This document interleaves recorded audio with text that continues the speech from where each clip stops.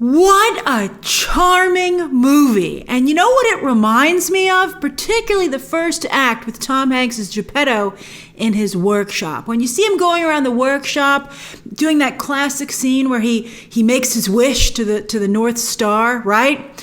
It reminded me of Shelley Duvall's Fairy Tale Theater. What's that? Well, this was actually a TV series that ran in the 1980s on Showtime for 6 seasons, and for a while stuck around in syndication, and it was sold, on VHS and all those goodies. And it not only had surprisingly good production values, it was like watching an extremely good play put on for children, but it also featured huge celebrity guest stars. Like, wow! And in fact, a lot of these episodes are uploaded on YouTube if you'd like to check them out. And that's what it feels like watching this Pinocchio. And I was like, this is such a huge opportunity for Disney Plus moving forward with these smaller in scope fairy tales that, to be honest, aren't really theater-worthy adaptations, but for a streaming service, above and beyond. Like, if you were in a theater watching this Pinocchio, I think you'd be like a little bit disappointed, but on a streaming service at home, you're like, wow, I sure lucked out. This is incredible. I mean, it's great.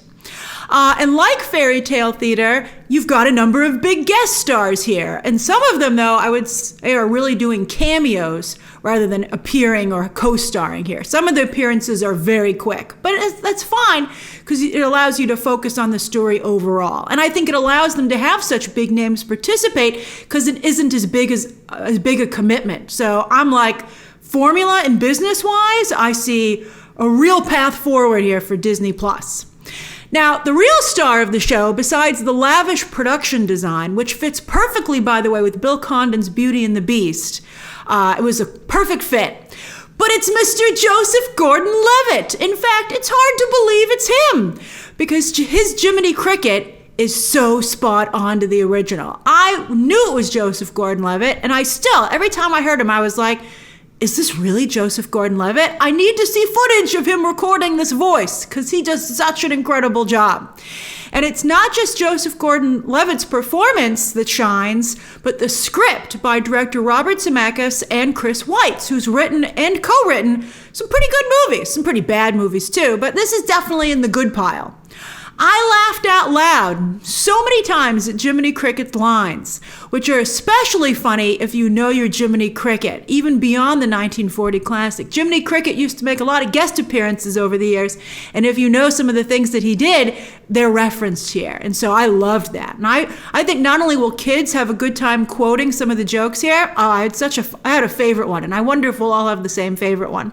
But I was quoting it after I saw the screener. I was going around quoting that line in particular. I was like, that's hilarious. Speaking of Easter eggs, keep a close eye on Geppetto's clock collection. It's a gift that keeps on giving. It's referenced several times in the film, and it's hilarious. Very, very funny, really clever jokes. And I liked, I always think it's important to be able to laugh at yourself, and to see Disney do that here was very funny. I thought it was great. I was like, wow, I don't want to ruin any of it for you, but keep an eye on that clock collection. Overall, the script, I would say, is quite strong, and with 20 more minutes of story from the original, this version of Pinocchio does a much better job of showing Pinocchio's journey as a metaphor for what all children must go through if they want to grow up to be someone who would make their parents proud and therefore themselves. Following your conscience. It's very much focusing on that. I mean, I guess the original movie and story are supposed to be that too, but I always missed it. But when I watched this movie, I was like, oh, I see what you're doing here. I like it. Message-wise, speaking of message, the ending is a little bit different than the original. And I'm still, even after seeing it a few days ago, I'm not quite sure exactly what the movie's trying to say with that slight change. Slight, but, I think very noticeable. Very, it's small, but yet at the same time a big change. And I suppose in some ways it made the movie stick with me even more as it really made me ponder that. I'm still pondering it, and I'd be curious to know what you think the ending is trying to say. But be sure to mark your comments as spoiler because you don't want to ruin it for anybody. I mean, I wouldn't really ruin it so much, but, I think let people be caught off guard by the slight change. This new version definitely has some modern flair, which I think is very good because it makes the film far more relatable to today's audiences. However, it's not so modern that it loses its timeless charm. I think it becomes just modern enough that audiences can feel the story is for them, but not so modern that it becomes like a clear, pop culture grab and trying too hard. I think they struck the right balance just perfectly. One thing, though, that they do lose here is a bit of the music. In fact, more than a bit, as the songs are all cut down to just a few bars, which is crazy, considering how famous the music from this movie is, the original. Or in some cases, they just totally cut numbers, like Give a Little Whistle, to make room for all the new dialogue and story additions. And also, alas, Tom Hanks really cannot sing. Tom Hanks can do a lot of things, but singing is not one of them. He tried, bless him, but it was not good.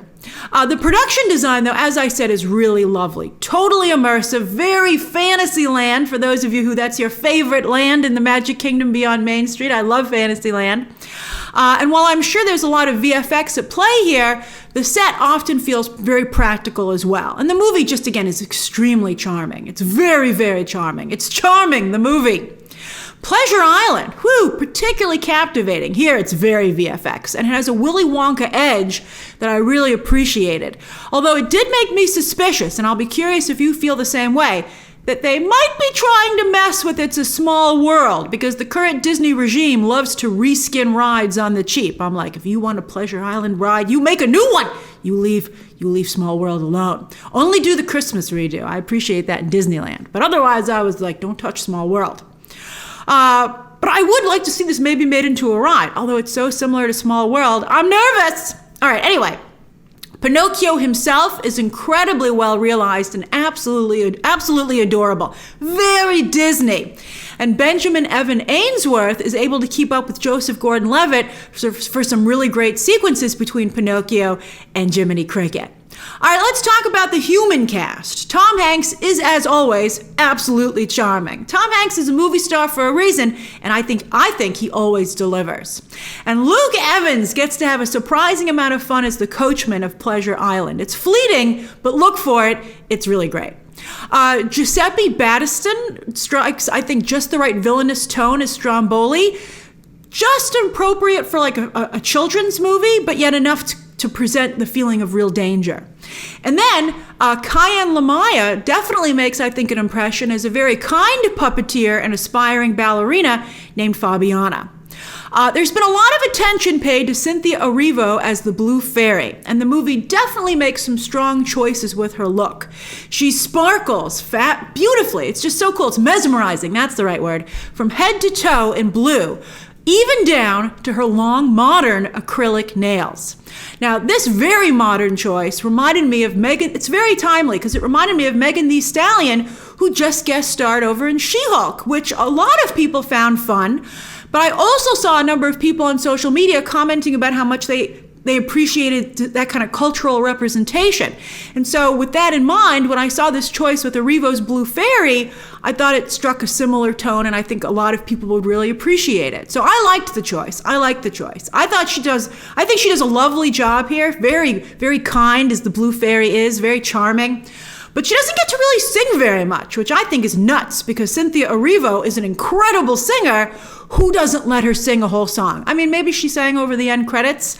I was just so wrapped up in the movie, I wasn't paying attention at that point. But I thought she would have a big musical number within the movie as the Blue Faerie, and she did not. So she talks more than she sings, and I mean, she's great.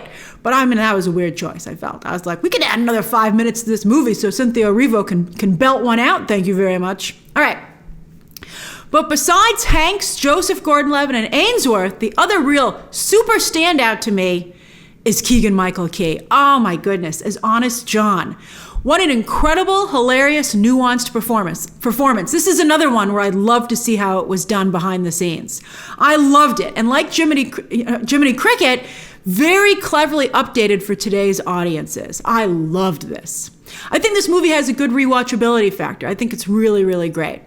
As I've said in my coverage of Disney's other live-action remakes, I think they're at their best when they retain the Disney magic that made them so popular and beloved in the first place, yet they are deepened. We do deeper dives in the story, the production, and message.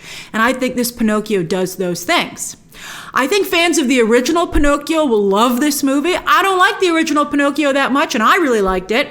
And I also think it's great for families, not just as entertainment, but a great starting point for some important conversations about, again, following your conscience. Let your conscience be your guide. I think it's great. I think it's really, really strong. I think it's really great entertainment, and I think it has that Disney magic. And again, Disney Plus is, I think, it's a family service to a degree, and this is definitely that. But yet I think it has cool, funny, and modern enough moments and, great talent that I think adults will like it too. I just think it strikes all the right tones. I really, really loved it. And I'd love to see more smaller yet still lavish live-action fairy tale adaptations like this on Disney Plus going forward, like Ichabod, Ichabod Crane. Like, there's all kinds of things that they could do that I think would be just really great. I see a really strong path forward business-wise for the service with this entry. And by the way, final note, someone the other day I was like, Robert Zemeckis is great. And someone was like, I don't know, Grace, I remember Witches, which just aired on HBO Max. And I agree that while that also was good at parts, it didn't overall gel. This is much better than that. So I liked this. I thought that was okay, but I would never watch Witches again. But I would watch Pinocchio again. I think this is really great. Maybe it's that Disney magic, that pixie dust sprinkled on top of it. Or in this case, the touch of the Blue Fairy's wand. All right, so that's my review of Pinocchio, which is streaming right now on Disney Plus. Share your thoughts down below, subscribe today, and of course, as always, you can check out some more videos right now.